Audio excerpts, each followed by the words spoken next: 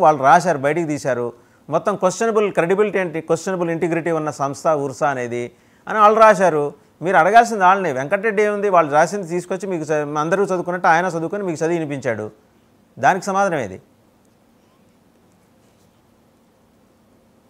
I think okay right. Peddireddy Ravikiran గారు సాంకేతిక కారణాల వల్ల డిస్కనెక్ట్ అయినట్టుంది. సో ఇందాకే మీరు అన్నారు questionable credibility and questionable integrity మీరు ఇవ్వండి. చౌదరి గారు ఈజ్ బ్యాక్, బ్రహ్మన్ చౌదరి గారు ఈజ్ బ్యాక్. నేనేది ఏంటంటే వాళ్ళు వైఎస్ఆర్సీపీ వాదనలు లెక్క కాదండి. ఇప్పుడు మీరు వినిపిస్తోంది, బ్రహ్మన్ చౌదరి గారు వినిపిస్తోంది. నేను అడుగుతున్నది వినిపిస్తోంది. నాకు వేరే కాలేజ్ జూమ్ కట్ అయింది. పర్లేదు. నేనేమంటున్నానంటే నా క్లాస్మేట్, నా అన్నో, నా తమ్ముడో, సగటు ఆంధ్రుడు అమెరికాకి వెళ్ళి డబ్బులు సంపాదించుకొని తిరిగి వచ్చి సొంత రాష్ట్రంలో కంపెనీ పెట్టుకోకూడదని ఏ రాజ్యాంగం అయినా ఏ చట్టంలో అయినా ఉందా చెప్పండి? ఎక్కడ లేదు. మతిపోయి చిప్పు పోయింది. ఎవరికి చిప్పు పోయింది? వాళ్ళ కేసులేని నానికి తమ్ముడు ఎదుగుతున్నాడు. అనవసరంగా తప్పు చేశాను జగన్మోహన్ రెడ్డి నమ్ముకొని పాలిచ్చే బరినాలు పెట్టి దున్నపోతును పట్టుకొని ఈరోజు నా జీవితం నాశనం అయిందని చెప్పి వైసీపీకి ఒకటే తెలుసు అండి, దున్నేయిందనంటే దూడను కట్టేయండి. ఇదొకటే తెలుసు. ఇవాళ నేను ఓపెన్ గా చెప్తాను, 151 సీట్లు 11 సీట్లు అయిందంటే వెంకటరెడ్డి లాంటి వితండవాదులు ఉండబట్టే ఇవాళ జగన్మోహన్ రెడ్డి నష్టపోయాడు. ఏం తెలుసండి వెంకటరెడ్డికి? ఏం తెలుసండి? ఇష్టం వచ్చినట్టు మాట్లాడుతున్న కిలార్ రాజు గారి గురించి. కిలార్ రాజు గారు ఎక్కడైనా సరే ప్రభుత్వం ఆయన మీద కేసు పెట్టి ఇవాళ నానా ఇబ్బంది పెట్టారు. పార్టీలో స్టేట్ ఆర్గనైజ్ సెక్రటరీ బాధ్యత చేస్తాడు. ఎందుకు భయపడుతున్నారు కిలార్ రాజు గారికి? మీరు ఎందుకు భయపడుతున్నారు? ఇలా అరిసి మీరు వితండవాదం చేసి 11కి పరిమితం అయ్యారు. గుర్తుపెట్టుకోండి. కేసీఆర్ నాయుడు నమ్ముకుంటే మీరు ఇంకా రాష్ట్రం అయిపోతారు. వాళ్ళొక పనికి మాలినారు కేసీఆర్ నాని. వాళ్ళొక పనికి మాలినారు కేసీఆర్ నాని. బోగస్ ప్రభుత్వం మీది, బోగస్ పార్టీ మీది. అనేక కంపెనీలు చూపించాం.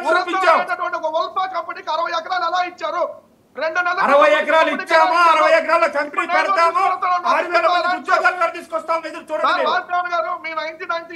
నేను ఓపెన్ గా చెప్తున్నా, వాసుదేవ్ గారు ఓపెన్ గా చెప్తున్నా, 60 ఎకరాలు ఇచ్చాము, 600 కోట్లు పెట్టుబడి పెడతారు, 6,000 ఉద్యోగాలు తీసుకొస్తాం. ఖచ్చితంగా చూడండి. 2 సంవత్సరాల్లో 10 కంపెనీలో 6,000 ఉద్యోగాలు ఇస్తాం. 2 సంవత్సరాల్లో కంపెనీ కడతారు, ఉద్యోగాలు ఇచ్చి చూపిస్తాం. సరే, దీని ఉర్సా గురించి చెప్పండి సార్. ఓకే బ్రహ్మన్ చౌదరి గారు, ఓకే వెంకటరెడ్డి గారు మీరు ఆగండి, మీ దగ్గరకు వస్తా. ఉర్సా కంపెనీ గురించి చెప్పండి సార్. వాళ్ళు ఎంపిక చేసిన మీడియా ప్రతినిధులతో మాట్లాడారు. వాళ్ళు చెప్పాలనుకునేది చెప్పారు. వాళ్ళు నేను ప్రశ్నలు వాళ్ళు చెప్పింది రాసుకొని వెళ్ళే వాళ్ళని మాత్రమే పిలిచారు. అడిగిన ఏ ప్రశ్నకి వాళ్ళ దగ్గర సమాధానం లేదు. ఏ ప్రశ్నకి. అండ్ వాళ్ళ ఒక కాంటాక్ట్ మెయిల్ ఐడి కానీ, ఒక నిమిషం అండి, కాంటాక్ట్ వినండి సార్, కాంటాక్ట్ మెయిల్ ఐడి. నేను I try to reach them, kindly listen to me. I try to reach them. వాళ్ళేం రెస్పాండ్ కావట్లేదు. నాకు I have several questions as a journalist and as a civilian of Andhra Pradesh. నాకు ఉన్నాయి, బోల్డెన్ సందేహాలు ఉన్నాయి. అడుగుతా, నాకు రైట్ ఉంది. నా రాష్ట్రంలోకి వచ్చినప్పుడు నేను స్టేక్ హోల్డర్ని, నేను ఓటేశాను, నాకు ఆ హక్కు ఉంది. వాళ్ళు చెప్పాలి. మీరు అనొచ్చు ప్రతి టామ్ డిక్ అండ్ హ్యారీకి మేము సమానం చెప్పాలి.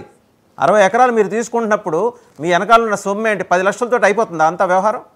తప్పేం లేదే, ఇందులో తప్పు లేదు, బూతు లేదు. మీరు కూడా అతిగా ఆలోచిస్తున్నారు.